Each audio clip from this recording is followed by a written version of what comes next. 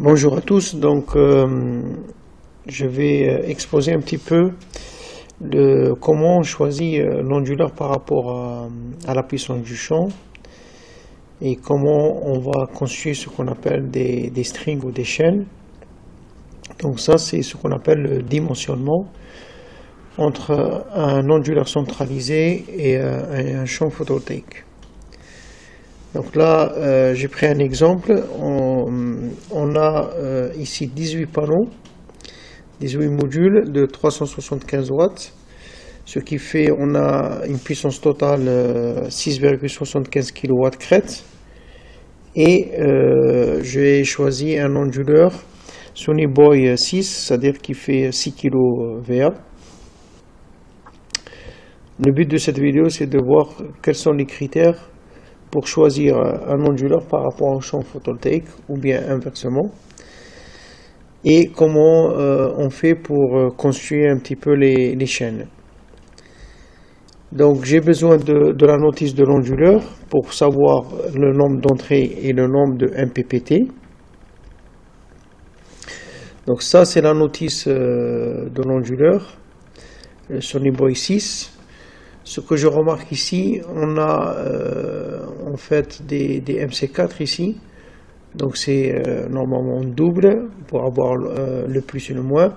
Donc je vois ici que on a une entrée qu'on appelle A, donc on a deux entrées, d'accord. Ce qui marque ici, deux connecteurs DC positifs, deux connecteurs DC négatifs, donc ça c'est l'entrée A, et pareil pour l'entrée B. Si je regarde ici sur la notice, on voit bien ici qu'ils vous disent on a le nombre d'entrées indépendantes, donc 2 MPPT, on a 2 MPPT, et on a donc 2 MPPT pour l'entrée, 1 MPPT pour l'entrée A et 1 MPPT pour l'entrée B. Et si j'essaie de résumer ce que dit la notice, on voit bien un schéma ici de principe par rapport à un onduleur.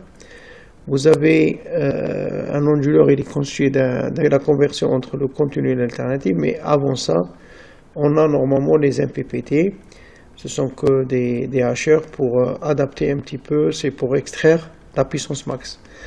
Donc ici, par rapport à la notice, on a l'entrée A1, A2, et l'entrée B1, B2. La question après, c'est que j'ai 18 modules et comment je vais les brancher. On peut, sans faire les calculs au départ, on pense qu'on a plusieurs possibilités. Donc on peut dire que je peux brancher tous les modules, les 18 modules en série pour construire une chaîne. Et du coup, je vais attaquer simplement une entrée. Là, on va voir est-ce que c'est acceptable par rapport à la tension, par rapport au courant, de faire cette configuration. On peut avoir une autre configuration, dire tiens, je vais mettre 3 chaînes de 6 modules. Donc je vais utiliser 3 entrées. On peut imaginer qu'on fait 4 chaînes de 4 modules pour avoir, je répartis on va dire les 18 panneaux sur les 4 entrées. Donc on verra est-ce que ça marche ou ça ne marche pas. Et la dernière solution, on peut imaginer de dire je mets 3 chaînes mais je les mets cette fois-ci en dérivation. Voilà. Donc ça c'est les configurations sans faire les calculs qu'on peut imaginer, mais dans la réalité, il faut faire des calculs, il faut vérifier un petit peu 5 points qu'on va les aborder ici. J'ai pris ici la notice des modules, et nous on va prendre celui-là, le TSM 375, et ça c'est la notice côté DC, côté AC de l'onduleur. Sans oublier qu'ici on a un champ photovoltaïque qui fait à peu près 6750 watts. Donc on appelle ça la compatibilité entre le champ photovoltaïque et l'onduleur. Il faut vérifier 5 points. Donc la première des choses, c'est ce que par rapport à la puissance, on appelle ça la compatibilité en puissance. Donc on va l'aborder tout de suite. Et on a le courant et on appelle ça la compatibilité du courant. Et on a pour la tension, on a 3 critères et on appelle ça aussi compatibilité en tension. Donc on va aborder chaque compatibilité ou chaque point. Donc la puissance, qu'est-ce qu'on vous dit? Donc ça c'est clair, on le comprend que la puissance d'entrée, qui est la puissance d'essai par rapport au champ photovoltaïque, elle doit être supérieure à l'onduleur, à la puissance de sortie de l'onduleur. Sachant que l'onduleur il a un rendement, donc il a des pertes. Bon, c'est pas beaucoup, juste pour l'onduleur, on a des onduleurs qui font, à l'époque on faisait, c'était 94%, maintenant on arrive à avoir des onduleurs de 98%, sachant même les micro-onduleurs, il y a certains qui vont jusqu'à 99%. Donc ce sont des onduleurs qui n'ont pas de transformateur. Une fois que l'onduleur, les gros onduleurs, et s'il y a des transformateurs, et ben le rendement, on perd un petit peu, donc on est aux alentours de 96. Bref, maintenant sur la compatibilité, qu'est-ce qu'on vous dit? On vous dit que ou bien je connais le champ photovoltaïque, la puissance du champ photovoltaïque, et à ce moment-là, la puissance de l'onduleur, je vais la prendre entre 85% et 100% du champ. C'est-à-dire si j'ai par exemple 3000, eh ben, je vais choisir un onduleur 80% de 3000 jusqu'à 100%. Ou bien l'inverse, j'ai choisi un onduleur et je veux prendre le champ. Et là, on peut prendre 100% de la puissance de l'onduleur ou bien jusqu'à 20%. Dans la réalité, on peut aller plus loin. Mais pour l'instant, la plupart du temps, on a pris, si vous regardez sur Internet, ils prennent à peu près 20%. Alors, donc, moi, dans cet exercice-là, je veux juste vérifier. Si je regarde à l'entrée de l'onduleur, il peut accepter jusqu'à 9000 watts crête. Et en sortie, quelle que soit la puissance qui rentre, lui, au maximum, il va nous délivrer 600 watts. Donc c'est cette puissance-là que je le prends au niveau de dimensionnement. Et si je vérifie ici, ça sera simplement ici la puissance de l'onduleur qui est là 6000, divisé par les 6750, je vois que j'ai respecté ce critère-là, je suis à peu près à 88%, c'est-à-dire supérieur à 85%. Si je fais ce calcul-là, ça sera pareil. On est à 12%, on va dire 112% par rapport à la puissance de l'onduleur. Et là, on est à 20%. Alors, juste au passage, tellement les panneaux ils sont un peu moins chers, sur les grosses centrales, on charge l'onduleur jusqu'à 30, 40, 50%. Et la raison pour ça, c'est que en été, l'onduleur, il peut écréter. L'onduleur, par exemple, ici, moi j'ai pris 6700. Si je veux charger plus, si je vais jusqu'à 9000 watts crête, et ben l'onduleur, il va me délivrer que 6000, pardon. Mais ça me permet, pendant l'hiver, d'avoir plus de production. Si je me limite à, par exemple, à 6750, ça, c'est donné dans les conditions standards, à savoir 1000 watts par mètre carré, AM1,5 et température de la cellule 25 degrés. Ça veut dire l'hiver, si à un moment donné, il n'y a pas beaucoup de soleil, eh ben, je suis loin d'avoir les 6000. Je peux tourner vers 50% de ma puissance, voire moins. D'accord ? Voilà, donc ce qu'il faut savoir, c'est que si je dépasse, Si je dépasse, je ne vais pas cramer l'onduleur, je ne vais pas l'endommager. Il va juste écréter. Je passe deuxième compatibilité ou vérification, c'est par rapport au courant. Qu'est-ce qu'on vous dit? On vous dit que le courant IMPP du générateur ne doit pas dépasser le courant maximal admissible en entrée de l'onduleur. Donc ici sur la notice, donc, vous avez l'onduleur, il vous dit qu'il accepte 15 ampères par entrée et 20 ampères. Donc on verra, en fait, le 15 ampères c'est pour le IMPP du champ photovoltaïque et le 20 ampères c'est pour le court-circuit. Donc ici, ce que je marque ici, généralement le courant d'entrée maximal indiqué sur les fiches techniques, ça correspond au courant maximal par tracker. Et là, je suis à 10,89 ampères. Donc ici, cette vérification, on voit bien que le courant de l'onduleur, 15 ampères qui est là, elle est supérieure à le IMPP multiplié par 1,25. C'est quoi le 1,25? C'est le IMPP maximal, parce que quand on fait les dimensionnements, on peut dire que, admettons par exemple je suis en hiver, qu'il y a de la neige, et qu'il fait très beau, et que j'arrive à avoir les 1000 watts par mètre carré directement qui viennent du soleil, et le sol il va me réfléchir, c'est ce qu'on appelle l'albédo, un peu plus de puissance d'ensoleillement. Et ce qu'on pense, c'est qu'on peut aller jusqu'à 1250 watts par mètre carré. C'est-à-dire, à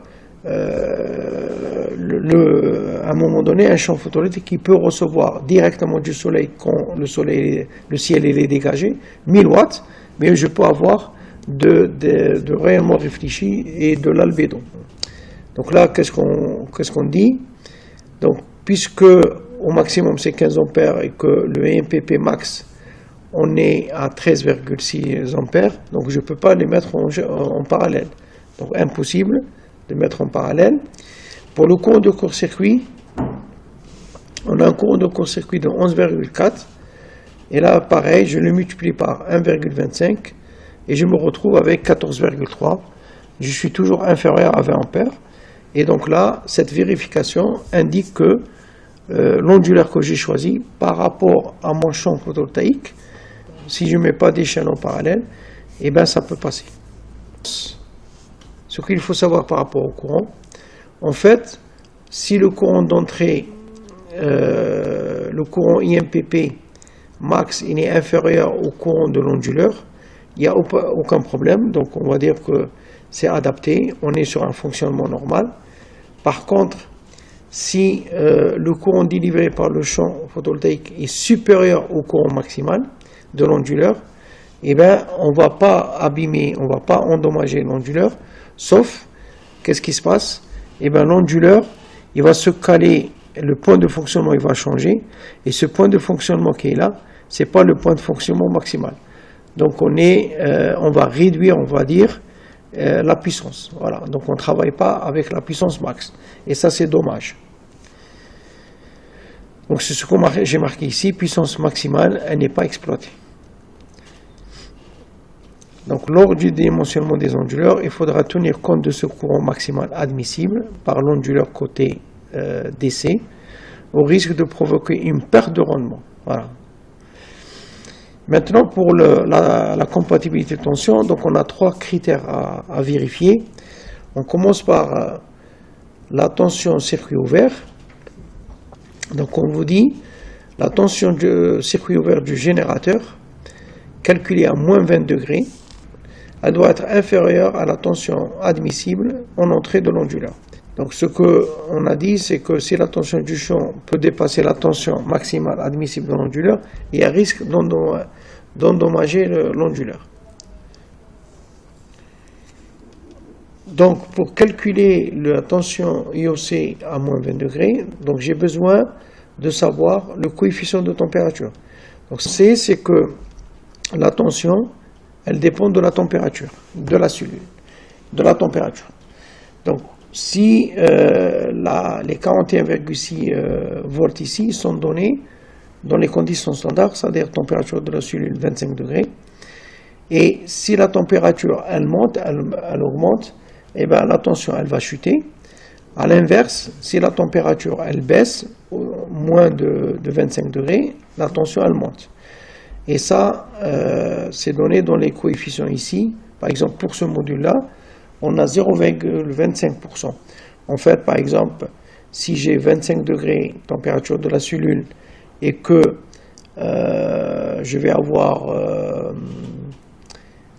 35 degrés, et ben la tension, qu'est-ce qu'elle va faire? Elle va baisser ici 10 degrés de différence, ça veut dire 2,5%. Si j'avais 20% de décalage, par exemple, si par exemple la température elle monte jusqu'à 45, ça fait 20 un décalage, un delta T de température de 20 degrés, et bien j'aurai ici 5% de perte. À l'inverse, si j'ai 25, si j'ai 5, une température de cellule à 5 degrés, ça veut dire il y a un delta de 20, et bien là je vais augmenter de 5%. Donc ici, le calcul, on peut utiliser une formule rapide. Par la suite, je vais détailler cette partie-là, mais pour l'instant, je peux utiliser une formule rapide. Je peux avoir un fichier Excel où je rentre ma formule ici et j'applique simplement les valeurs. Donc ici, j'ai une tension de 41,6. Entre parenthèses, j'ai 1 moins.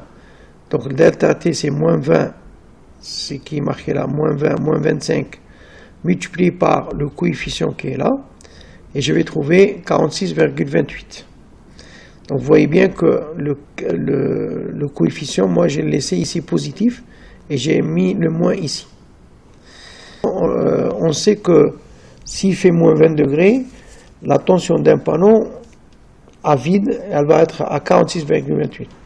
Maintenant, combien de panneaux j'ai besoin de le mettre en série pour ne pas dépasser les 600 volts?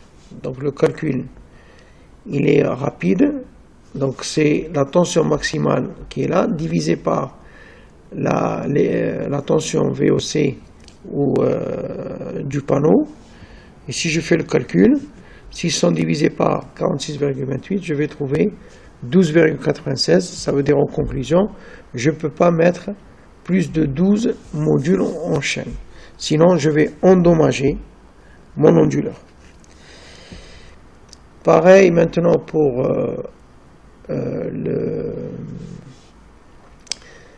les tensions en charge. Donc on vous dit que UMPP du générateur calculé à 70 degrés doit être supérieur à UMPP min. Alors c'est quoi le UMPP min? On a ici ce qu'on appelle la plage de tension. Donc plage de tension 1 pp, 210 à 500, ça veut dire quoi? Ça veut dire si je mets ici un panneau et ça ne va pas démarrer. Donc il faut faire au minimum une série de panneaux pour avoir une tension au-delà de 210 pour que l'onduleur commence à se connecter. Et on aimerait bien, si on veut qu'il fonctionne bien et qu'il travaille aux environs de son rendement max, eh bien, il faut que la tension en charge, elle va être entre 210 et 500 volts. Donc c'est les mêmes calculs à peu près, sauf là je note, je vous le dis que ce qu'on vient de dire, c'est la température elle augmente, la tension diminue. Et là, ça veut dire que je prends un nombre minimum multiplié par UMPP à 70, je dois être supérieur à 210 dans notre exemple là. Et à l'inverse, si la température diminue, la tension augmente. Et le nombre maximal à trouver, il faut que multiplié par la tension UMPP ici, à moins 20 degrés, doit être inférieur à 500. Donc, je reprends la même formule ici, je vais juste remplacer les valeurs. J'ai 34,4, 1 moins 70 moins 25, parce que je monte à 70. Et là, vous voyez que ici, j'ai le moins, là c'est positif, donc avec le moins, eh bien, je vais retrancher, je vais baisser. Donc on retrouve 30,53. Au lieu d'utiliser cette formule, on peut faire un détail. Donc ce que je montre ici, les étapes. Donc je peux calculer les écarts de température, 45, sachant que ici j'ai moins 0,25% chaque degré de différence. Donc j'ai 45 de différence, je multiplie par 0,25, je trouve que j'ai 11,25. Donc je fais le calcul, 34,11,25 divisé par 100, je trouve que je vais chuter ou je vais diminuer de 3,87. Voilà, donc on retrouve les mêmes calculs. Donc du coup, le nombre minimum ici à choisir, je prends le UMPP min de l'onduleur, je divise par la UMPP à 70, et là je vais me retrouver à 6,87, et là ça veut dire que je dois avoir au minimum 7 modules en série. Je fais pareil pour UMPP à moins 20 degrés, je pense que vous avez compris, j'utilise la même formule. Donc je fais le calcul, je vais trouver UMPP à moins 20 degrés à 38,27. Là, c'est la même chose, l'explication en 2 étapes, si pour ceux qui n'est pas à l'aise. Et après, en tous les cas, dans les bureaux d'études, si vous ne faites pas ça avec le logiciel, vous pouvez créer des fichiers Excel avec ou des macros, on va dire, avec les formules. Donc là, le nombre maximal que je veux, il doit être inférieur à UMPP max de l'onduleur divisé par UMPP à moins 20 degrés. Je fais le calcul, je trouve 13. Donc là, vous voyez que par rapport à UMPP, je peux maximum 13 modules, sachant que pour ne pas abîmer, pour ne pas endommager l'onduleur, on a vu qu'on ne dépasse pas les 12. Voilà. Donc, en conclusion, donc la puissance du champ, on a trouvé 112% par rapport à la puissance de l'onduleur, donc c'est OK. Donc le choix entre ce champ au niveau puissance par rapport à l'onduleur, pas de souci. Pour le courant, il n'y a pas de souci, et on note qu'on ne peut pas mettre 2 chaînes en parallèle. Et pour la tension, on voit bien que pour ne pas l'endommager, il faut mettre 12, et pour qu'il démarre, il faut au minimum 7. Donc du coup, je peux utiliser 2 chaînes de 9 modules, et puisque j'ai 2 MPPT différents, donc il faut préférable ou obligé presque. Donc je vais utiliser l'entrée, une des entrées de A et une entrée B, et comme ça j'ai 2 entrées, 2 chaînes avec 2 entrées avec 2 MPPT différents. Voilà, merci.